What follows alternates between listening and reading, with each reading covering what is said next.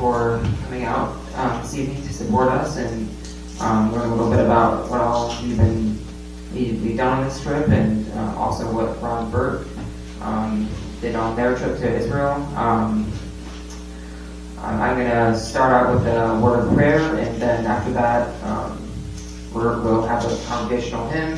And after that, we're going to do our sharing, and then Ron and Bert sharing about our trip to Puerto Rico, and then Ron and Bert will share about their trip to Israel. So let's pray.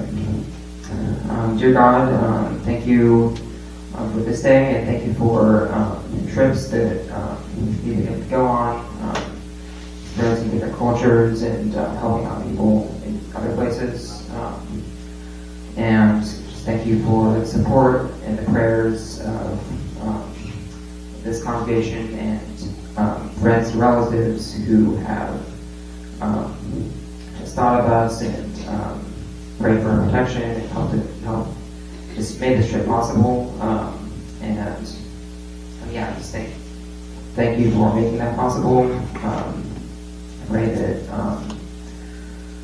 just give us the words to say, and I pray that it would be an enjoyable evening for everyone here. In your name, amen.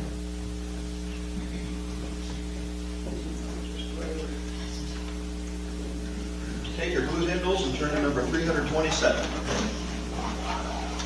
Number 327, the blue hymnal.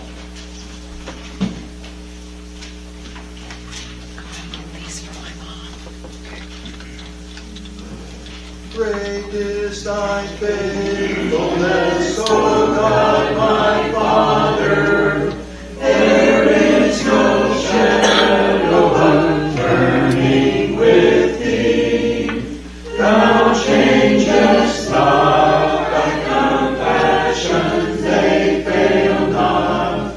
As thou hast been, thou forever wilt be. Great is thy faithfulness, great is thy faithfulness.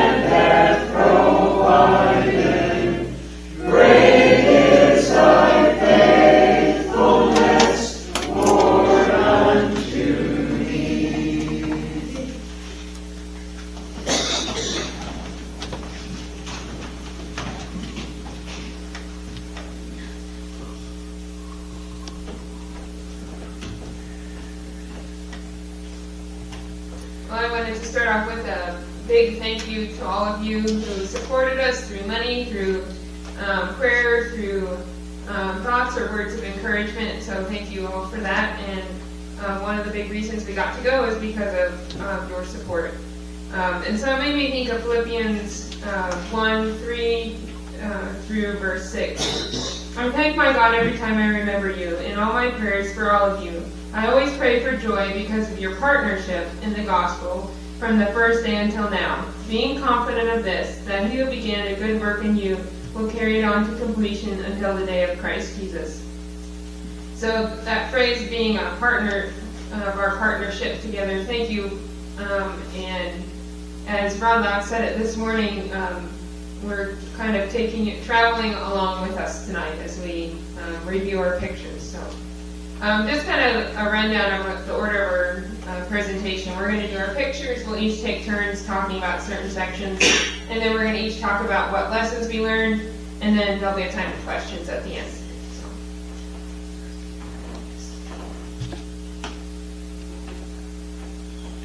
This is the first picture of us just in the airport. This is the first picture of us in the airport in Wichita. Very, very smooth travel and didn't have any issues at that airport at least. That's in Dallas. That's in Dallas, just a snapshot of us. And this is a picture that I took when we were flying from Wichita to Dallas, and I thought it was interesting. It was getting to be sunset, and the sun was reflecting off of all the bodies of water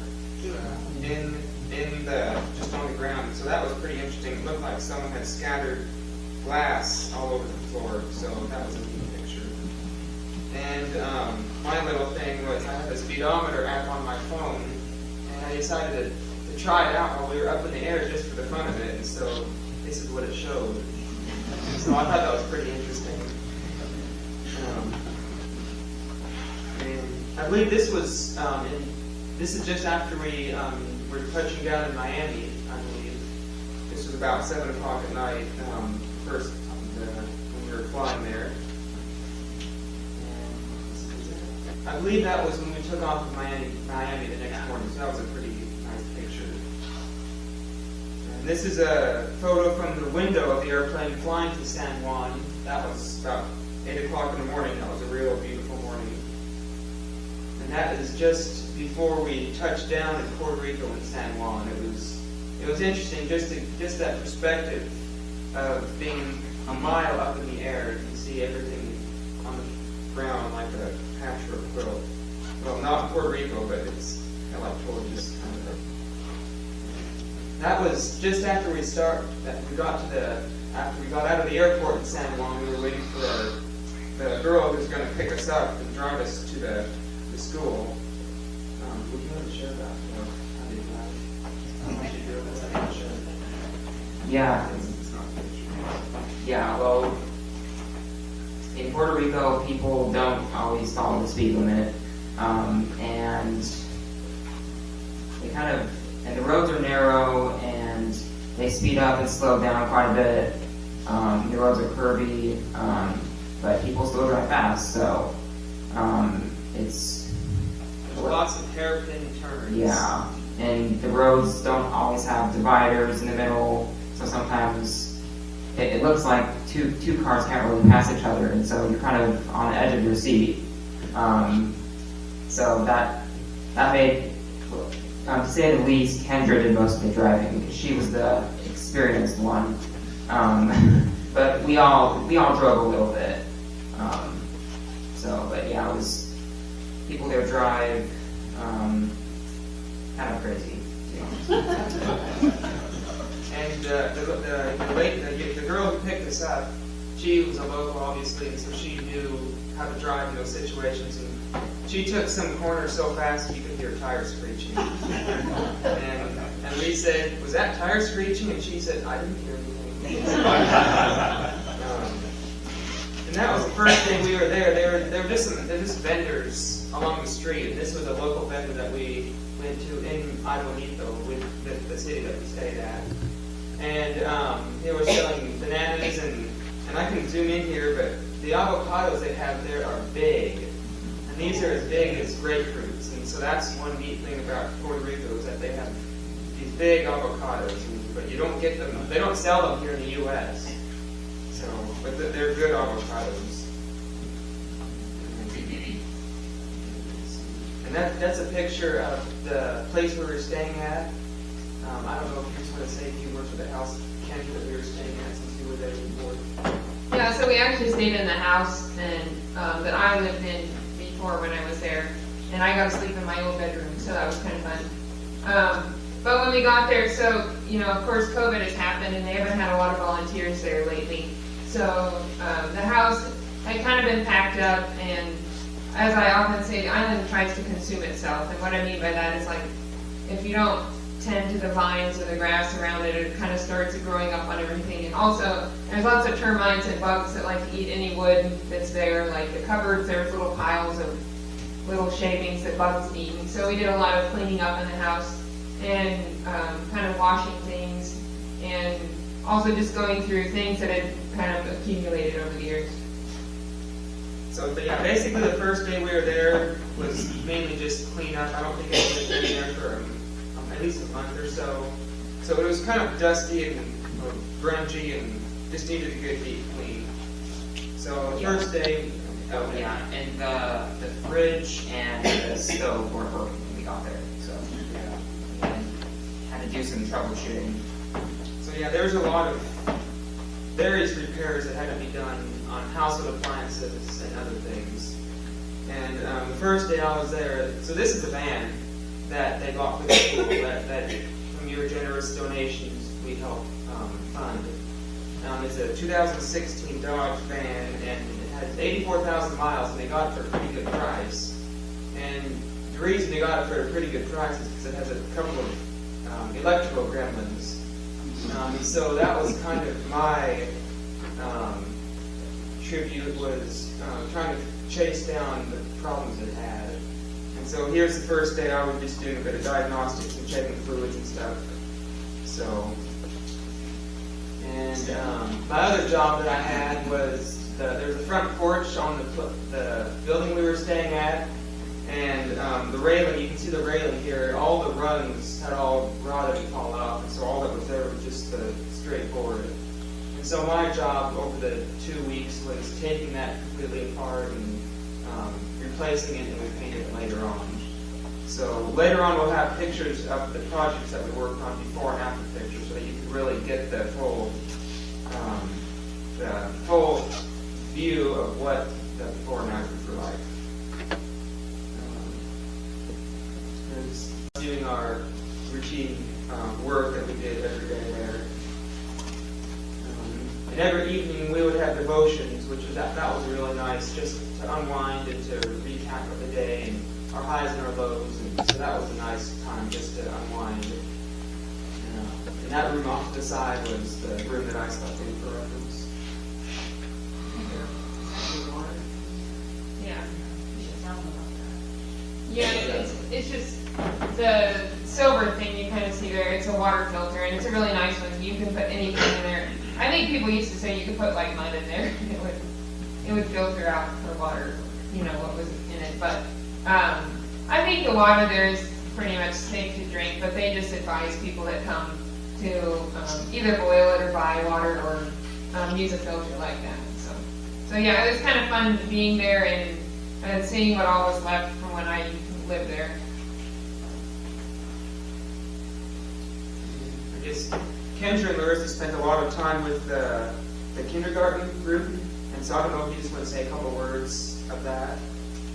Yeah, so they're, it's kind of, like I said, fun to go back, because the building they're in, we used to call it Ark when I was there, and what I mean by that is animals used to live in it. So the maintenance guy that worked at the school, he had his pets in there, like goats and chickens.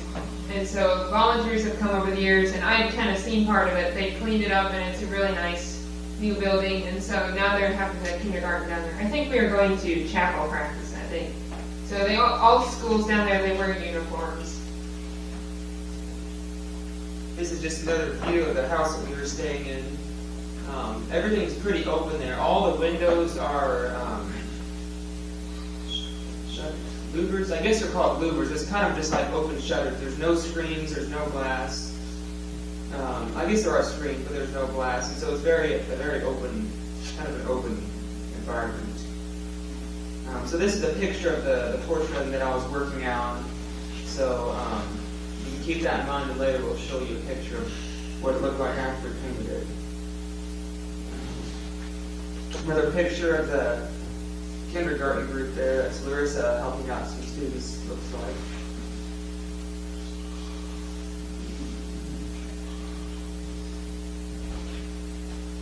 Lots of banana trees and bushes. So, Russell, do you want to explain about what one of your jobs was? Yeah, so one of the things that one of the jobs we were supposed to do is there was a whole bunch of brush behind the house we were staying in, and Pastor Jose, the person who was telling us what to do, he wanted all of that cleared away.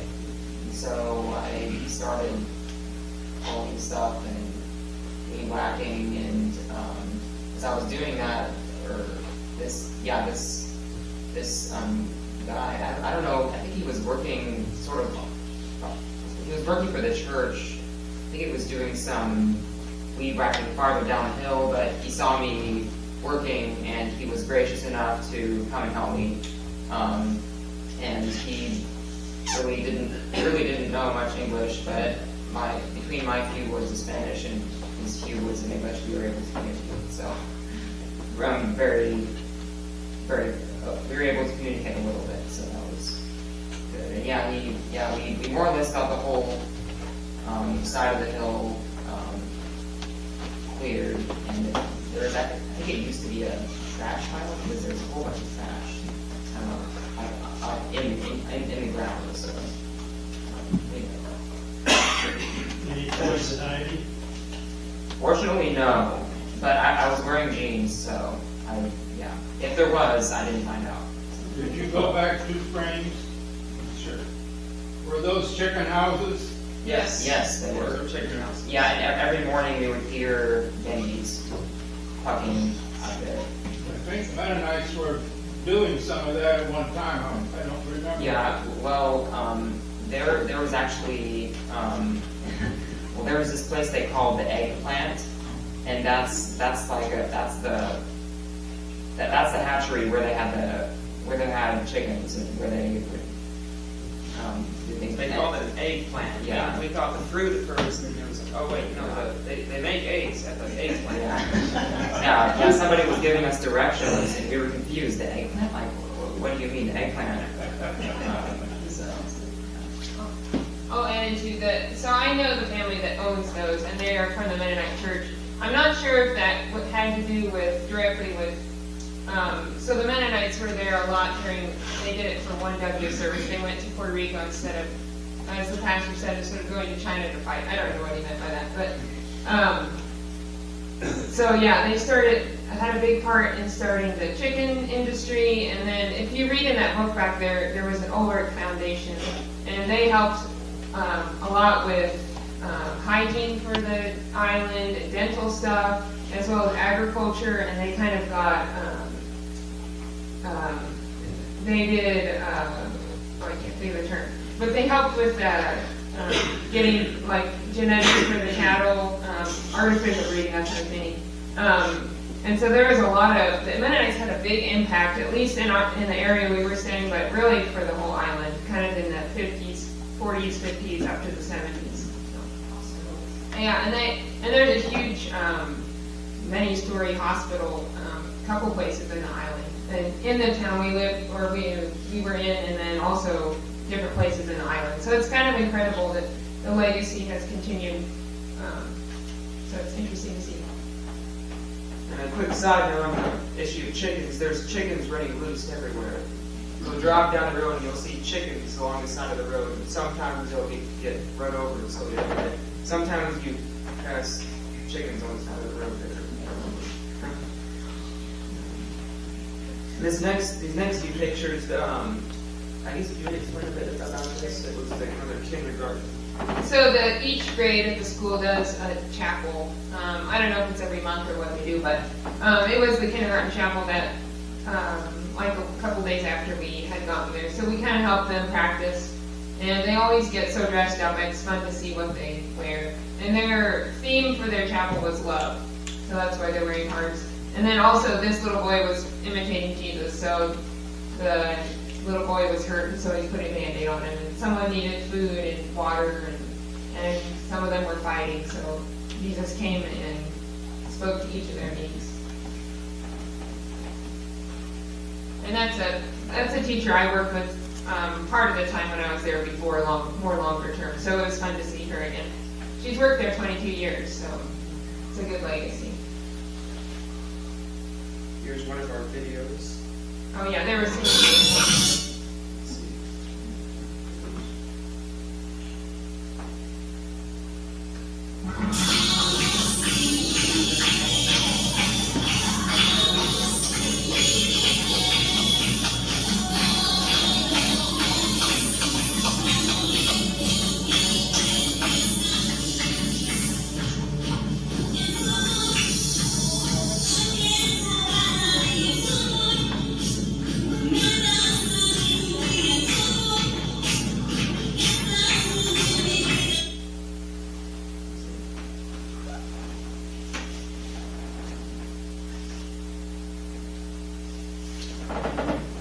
I believe that was the kindergarten classroom on the right side, and on the left side, those big trees are peach trees.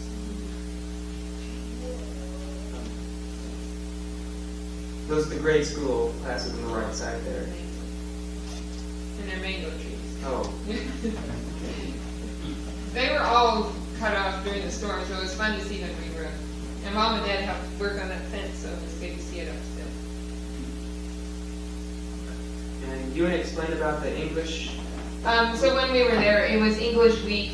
So the English teacher wanted us to help make props, and they did something on Dr. Seuss. They did Shakespeare.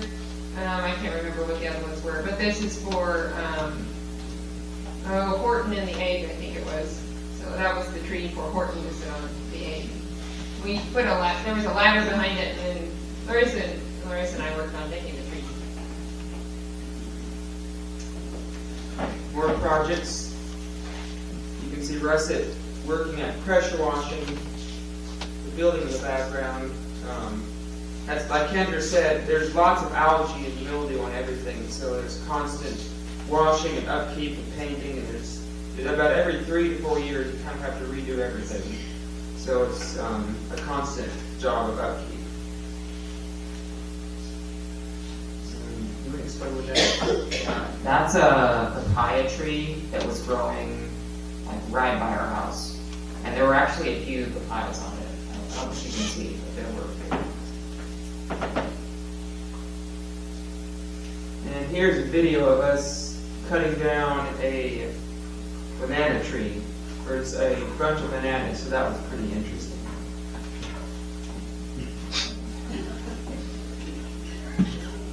Okay.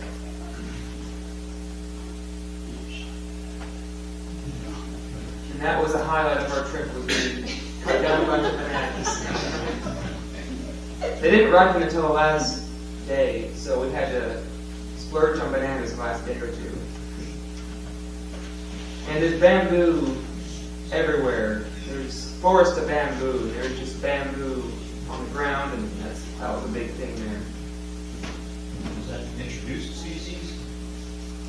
I don't know. I'm not sure. It might have been. You want to explain about? Oh, sure. I'll talk a little bit more about her later, but the kindergarten teacher I used to work with, so the teacher we helped, Larissa and I helped, she was a preschool teacher when I was there. And this lady in the background cooking was my good friend that I worked with most of the time I was there long term. Her name is Mariela, and she had us over for a meal. She made traditional things, tostones, which is a fried more of a green plantain. And then a little salad, usually has tomatoes in it, and then rice, and I hadn't had this before, but they kind of acted like it's a little bit traditional. It was like chicken chicken cordon bleu, I think, without the sauce in it. Which isn't necessarily typical, but I think they kind of adopted it more lately. So it was very good. And there's her family. So she has 2 daughters, and then her husband's in the background, and a beautiful house with I think you'll see the view. And then, of course, the doors and windows can be straight open. So she has a beautiful view. You can see the mountain and all the trees, and it's just a nice, peaceful place. It's one of my favorite places on the island. So we had a good time playing games and just reconnecting with them. So this is something that I took a picture of. It doesn't look like anything's out of the ordinary, but this is a 4-way stop, or a 3-way stop with no traffic signs. And so that's one thing about Puerto Rico, they don't have traffic signs or stoplights. So everyone just kind of is polite and waits for that car over there, or these people go, and there's no accident, so I guess they've adapted. But you kind of have to know what you're doing when you're going through intersections. And we passed a truck loaded with bananas, so that was a pretty neat thing. You don't see in Kansas at all. And I took a picture of this to showcase how narrow some of the streets are. The cars on the left are parked, and we're driving on the right. So this was in San Juan. It's a part of San Juan, which is the capital of Puerto Rico. It's Old San Juan, which is like the original part of the city, Spanish part of the city. And we took a trip one day to Old San Juan, and in the parking garage there was this attempt at translation. I don't know if you can read it, but it says, "Be careful, it slips wet." And we thought that was too funny to pass, so we took a picture of it.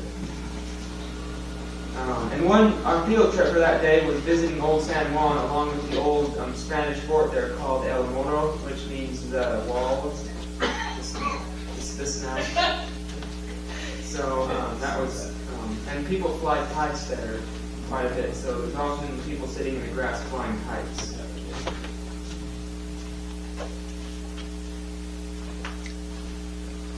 There's a few pictures of us sitting on the fort here. It's a very beautiful place. It's great for, it's a kind of place where you can see calendar pictures everywhere. That was the ocean right there. And these pictures are all combined of all 3 of us. And so I took this picture of an iguana that was nearby, and I didn't zoom in. That's how close it was to me. So they're pretty tame around there. But you just see iguanas and lizards all over the place.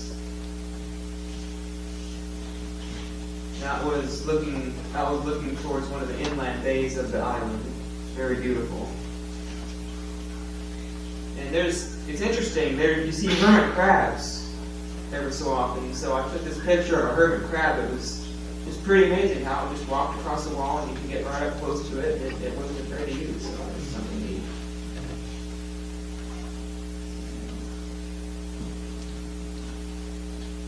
These are more pictures of the wall.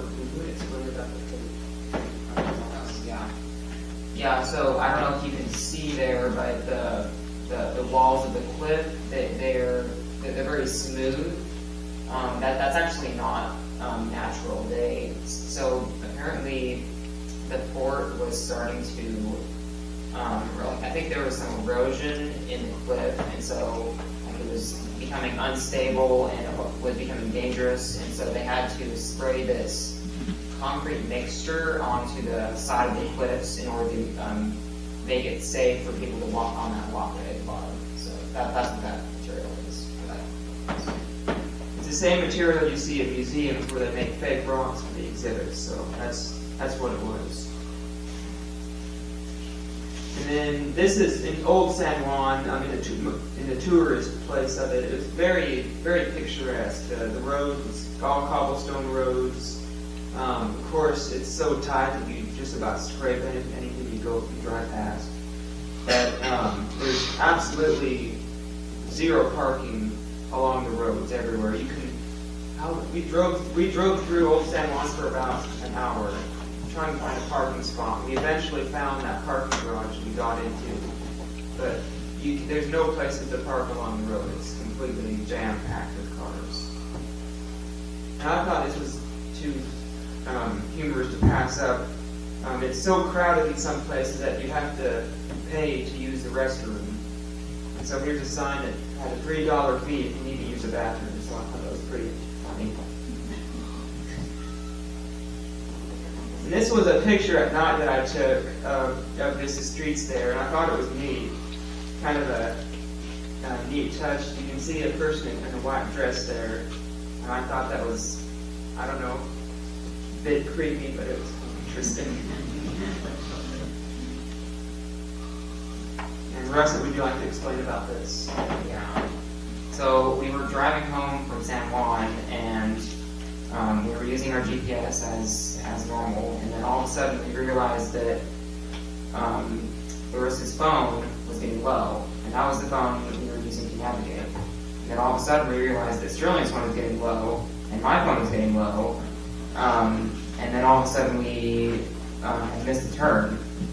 And so You missed 2 turns. yes, we missed 2 turns. And so we were going south the wrong way. We turned around, we were going back, and then my phone had like 2% left, 2% of battery left. And what I quick did is I took a screenshot of the directions and then I sent those directions to Kendra because her phone still had enough battery power, even though her phone didn't have service. And so I sent those directions to her phone, and we were able to, we were somehow able to navigate home. It was a route we hadn't gone on before, but with these directions, we managed to get back. So it was pretty crazy.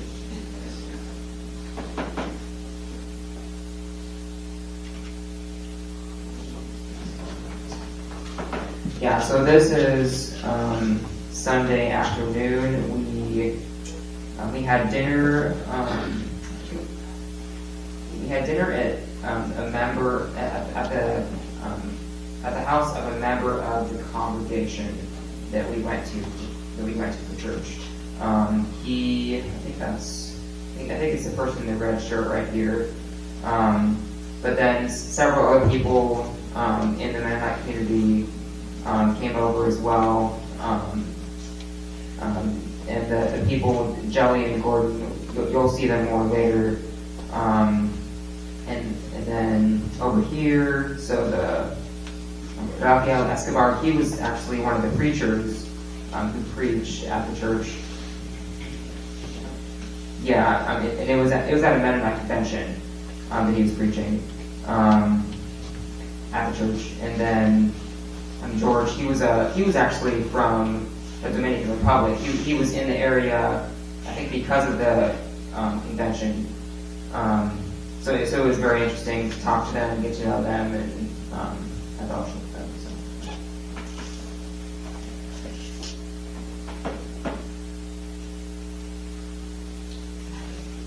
So. This was a view from the place that we had the meal at. There were places overlooking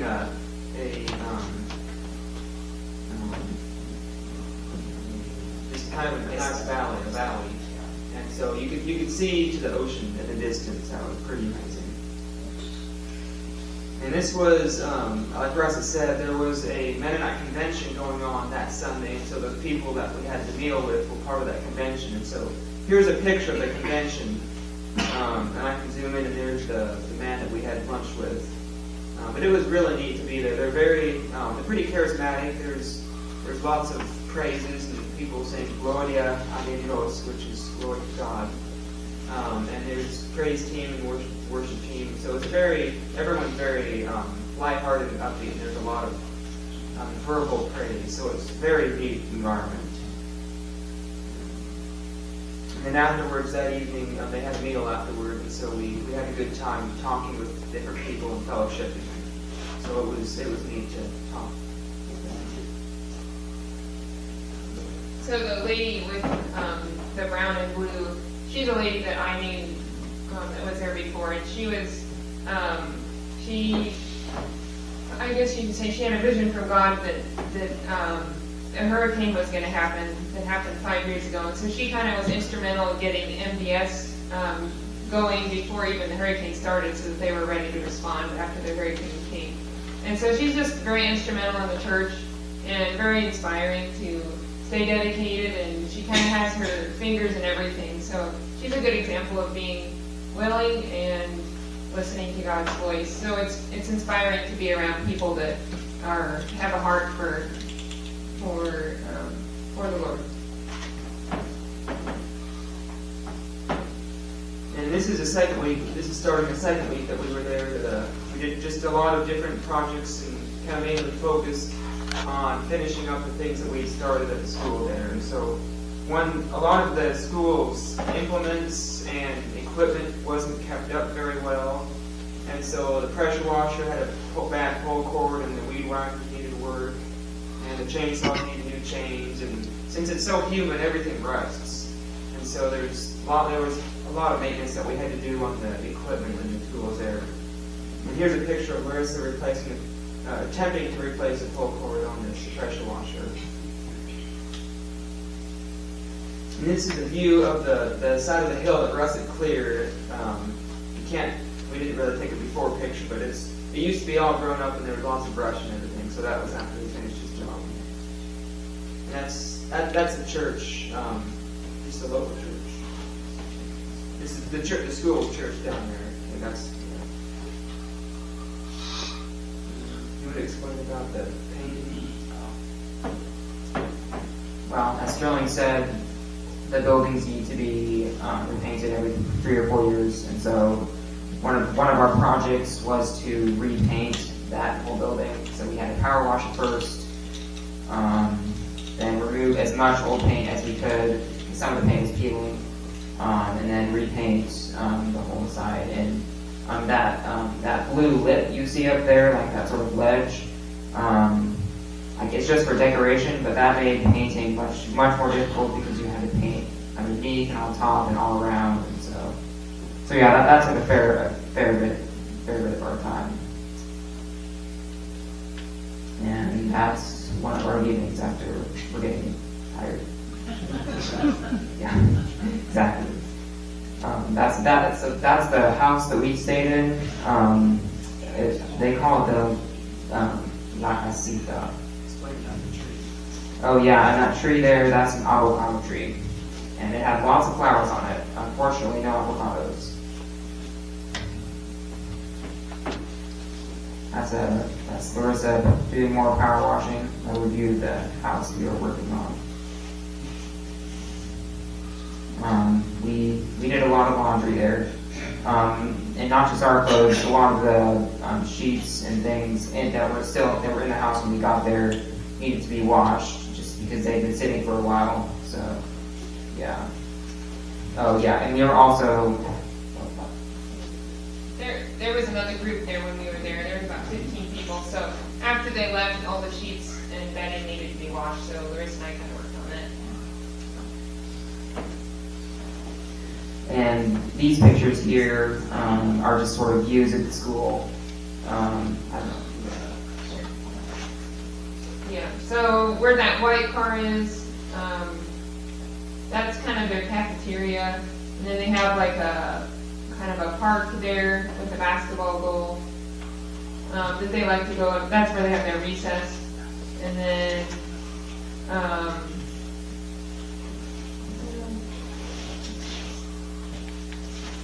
here's the kitchen again. And then here's the office, which some of you have had relatives there. I think some of our relatives stayed in the office. A long time ago, 40 years ago, 50, probably 50, 60, 70. And more classrooms up here. So they have kind of a lot of walking to do if they end up going around the whole school. That's a picture of us. Every evening after a long day of work, we would gather and have a meal. And usually there was avocados at every meal, and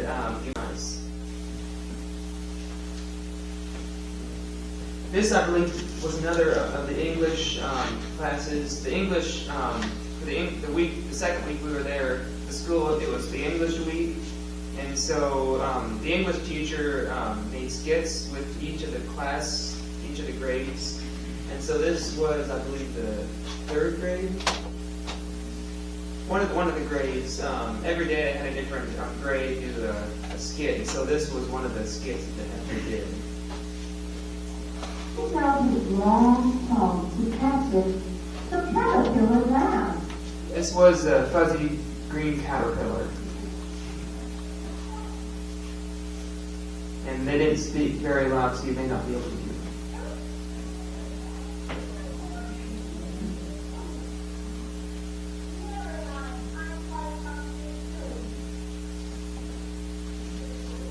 He bounced on until he met this scrumptious-looking snail crawling toward him. This was a picture of the Horton and the egg skit that they did. And I took this video. We had quite a bit of wildlife in our house. There was some cockroaches and there was ants. You don't leave food out because ants will be there within minutes. So that made us do the dishes every evening. And there was bats in the ceiling, and so especially in the evenings, you could hear scratching and squeaking in the ceiling. And I got a video of this. I don't know how well it'll show up, but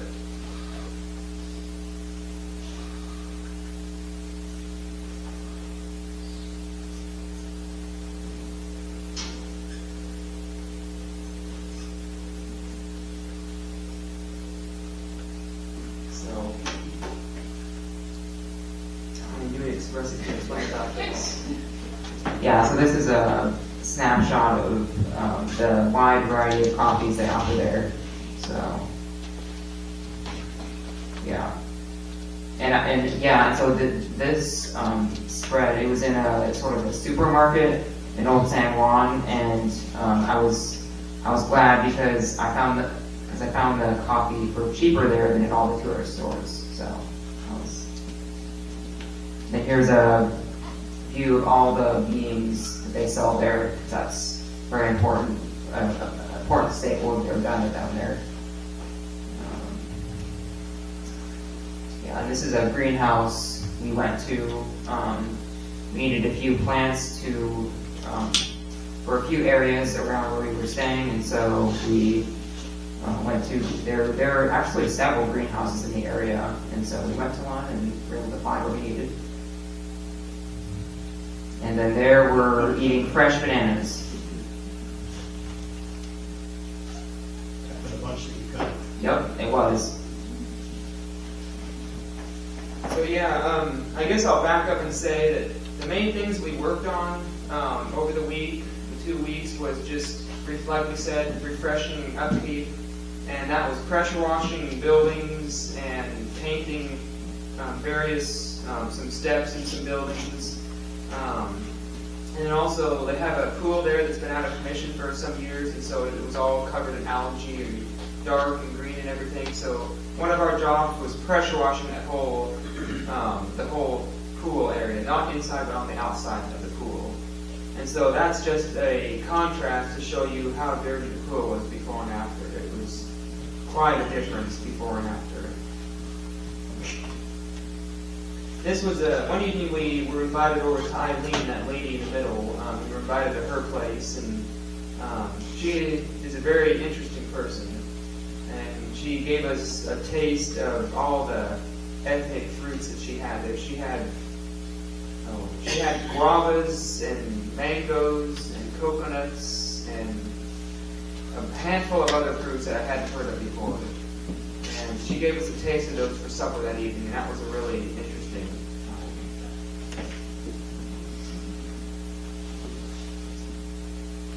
This is the view from her place that evening. She said that when the hurricane came through, everything was stripped. She said there was no green anywhere. All the vegetation was gone. And she was exclaiming about how in 7 years, it's all grown back. It looks, you can just look over the hillside and it looks like you can't tell that it had been stripped before. So it was amazing how fast everything comes back. And this was the last Sunday we were there. This was in Aguanito, I believe. It was at Maniela, Kendra's friend. It was at their church, and it was a very lively service. The pastor was very animated, very, very with it. And at the end of the service, he called everyone forward to stand just in the front of the pews, and he walked around blessing and praying over each person. He laid his hands on every person, so that was a very interesting time, just to be able to experience that. And then on the last Sunday, it was these folks, Jelly and Gordon Davis. You'll see a picture of them later on, but they kind of befriended us. They were really neat folks. He was originally from Ohio, and she is originally from Puerto Rico. And lo and behold, they met when they went to college in Heston, Kansas. And he talked about, oh yeah, he remembered Newton, and he remembered these towns around here. And so it was just really neat to meet these two people all the way down in Puerto Rico who knew about our home place. And so this Sunday afternoon, they took us to a beach. Puerto Rico's surrounded by beaches, but it's very hard to get to the beach just because you can't. Places are full, or you can't get to a good spot. And so they knew a good spot to take us to. And it was just like a postcard. It was beautiful. It was a beautiful afternoon, and the whole beach that we were at was to ourselves. And it was surrounded by coconuts. And here, just a couple pictures here of that. And my highlight of that day was I was able to pick and open and eat a coconut, which is something I've never been able to do before. And he did it with his bare hands on a rock, so that was amazing. I had some blisters afterwards. There was coconuts all over the ground, like sand. They were everywhere. And after that, we had a meal at one of the local cafes. Jelly and Gordon and those folks there. And so that was a really nice time. We visited, and we each got a plate from that. They'd been there before, so they said it was a pretty good cafe.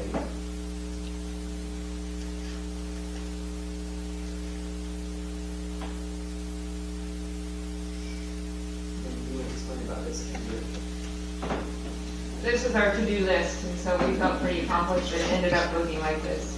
So. And some of our time, too, took just going to get supplies and trying to figure that out, and having to go back, maybe take some things back. So part of that was that. And then organizing for Larissa and I was kind of our main thing. And then the guys kind of did more outside, so. And here's two pictures of just the van up close. This is what the donations got for them. Sterling did a nice detail of it in a wash before we left, so. I never did figure out what the electrical problems were. It ran good, but ever so often all the interior electronics would shut off and lights would come on the dash and the wipers would start going. So we got really familiar with where the wiper fuse was. Okay. Here's a thing of coffee that we snapped a picture of. It's $38, and we thought that was pretty high. And Russ, this was in the San Juan airport when we were preparing to leave to come back to Kansas. And I don't know how many of you know, but we thought we could get an early flight, jump on a different early flight. It's a long story, but we found out that we couldn't. And so the long and short of it was we had a 13-hour layover in the airport. And so we passed the time by walking back and forth and looking at different things. And this was something that we found that was pretty interesting. Yeah, so so in this little store where there's no cashier, all you have to do is you swipe with your credit card, and then the system automatically charges a certain amount on your credit card, and then you just go through and you take whatever you want, and that's it, and then you can just leave. Because apparently there are sensors apparently there were sensors or something around the area so that it knows what you've taken, and so you can just, like, it's completely automatic. There's no cashier or anything. So I thought that was pretty interesting. Here's a quick picture of how we spent the night there. It was rather uncomfortable, but we made do. And then I took this picture of the airport in Dallas, I believe. It was incredible how busy it was. You can see there was an airplane in front of us, and we're in this airplane. And there's one more waiting. And there's 2 and 3 and 4. There was about 6 airplanes waiting in line, so it was pretty amazing how busy that airport was. And that's all the pictures we have. Oh, that's right. And then I'll quick show you a few of the before and after pictures here.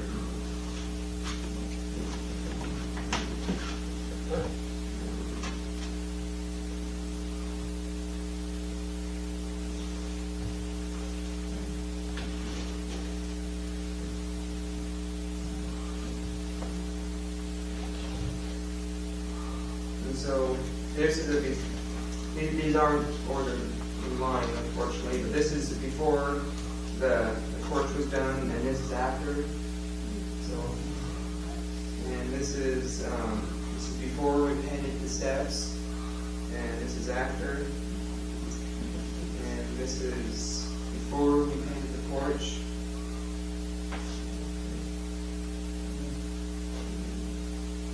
That's after we washed the pool off.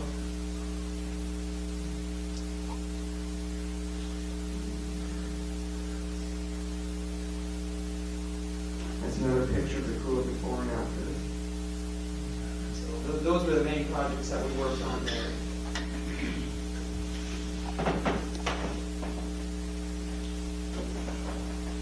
Well, I guess for me, as I was reflecting on the trip, 2 main takeaways that I thought of are, well, one, I certainly have more sympathy now for people who have to learn English as a second language.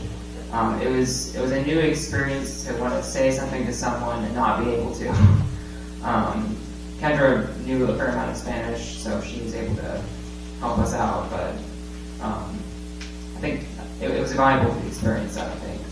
And then secondly, like just going to a different culture, I wasn't really sure how it would work, like all the differences in between different cultures, if that would make it hard to make friendships or relate to people, but I mean, people were very hospitable. Like there were no like grudges against Americans or anything, and so I don't know. I guess to me that made me feel more unified with people from other countries. It makes me feel more like more aware of them and more sympathetic towards them, and so I think that was another valuable aspect of the trip.